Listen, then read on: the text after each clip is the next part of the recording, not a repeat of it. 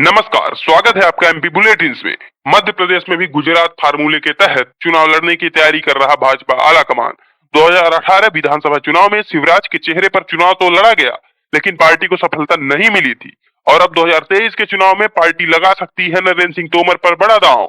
ज्योतिरादित्य सिंधिया के जीवाजी क्लब में छापे पड़ने से लेकर नगर निगम की 12 लाख की वसूली, वो भी महाराज के केंद्र में मंत्री बने रहने के बावजूद। आखिर कौन करवा रहा है ज्योतिरादित्य सिंधिया के साथ अब भाजपा में खेला? देखें एमपी बुलेटिन्स की खास रिपोर्ट।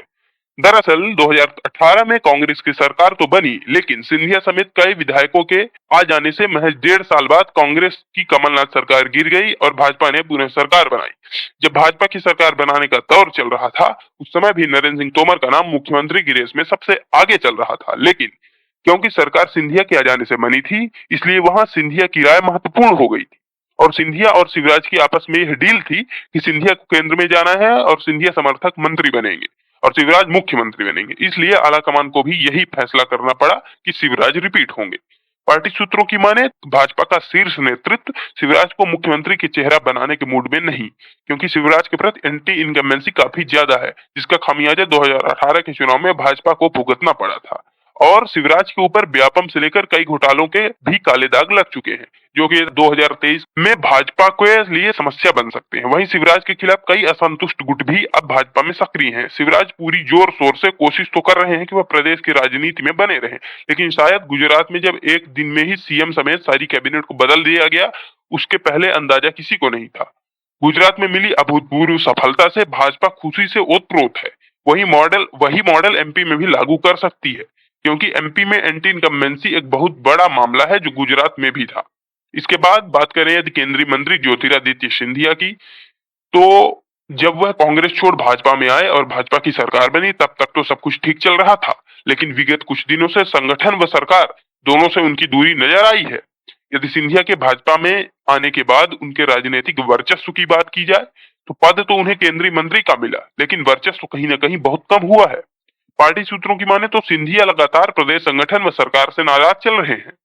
सिंधिया के कई मंत्री भी खुलेआम प्रशासन व सरकार के खिलाफ मीडिया को बाइट दे चुके। उनके समर्थक मंत्री महेंद्र सिंह सिसोदिया ने तो मध्य प्रदेश के सचिव इकबाल सिंह बैस पर ही निशाना साधते हुए कहा कि वह किसी की सुनते ही नहीं। यदि अब बात स्वयं महाराज सिंधिया की जाए, तो वह नगर निगम में ग्वालियर से जिस प्रत्याशी को टिकट दिलाना चाहते थे, उसे टिकट दिलाने में भी असफल हुए। पार्टी ने नरेंद्र सिंह तोमर गुट के प्रत्याशी को भाजपा का प्रत्याशी बनाकर भेजा और वहां भी सिंधिया की राजनीतिक वर्चस्व की हार हुई थी। उसके बाद जब प्रदेश अध्यक्ष वीडी शर्मा द्वारा जिला अध्यक्ष बनाए गए, वहां भी सिंधिया के लोगों को तवज्जो नहीं दी गई। इससे भी सिंधिया नाराज नजर आए थे, यहाँ तक कि वह एक पार्टी मीटिंग को अधूरे में ही छोड़कर दिल्ली चले गए थे। यह वाकया मीडिया में खूब उछला भी था।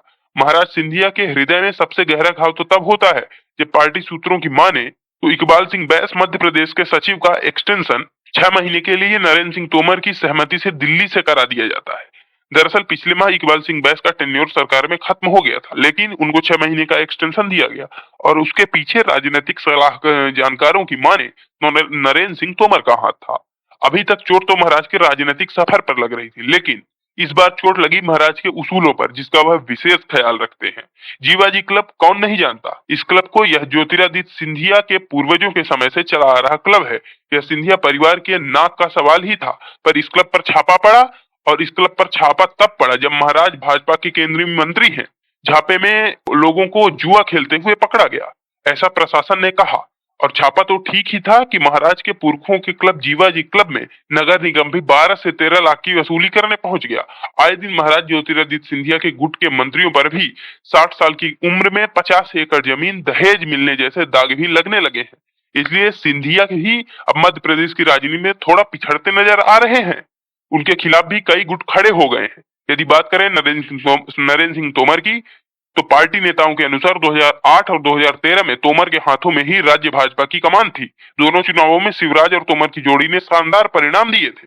तोमर कई राज्यों में चुनाव प्रभारी भी रह चुके हैं, इसलिए पार्टी स्तर पर यह प्रयास किया जा रहा है कि उन्हें अब मध्य प्रदेश में भी बड़ी जिम्मेदारी दी जाए। दरअसल भाजपा को किसी भी व्यक्ति को जिम्मेदारी देने से पहले सबसे पहले यह निश्चित करना जरूरी होगा कि ऐसा कौन सा नाम है जिसमें लगभग सभी लोगों की सहमति बन जाए।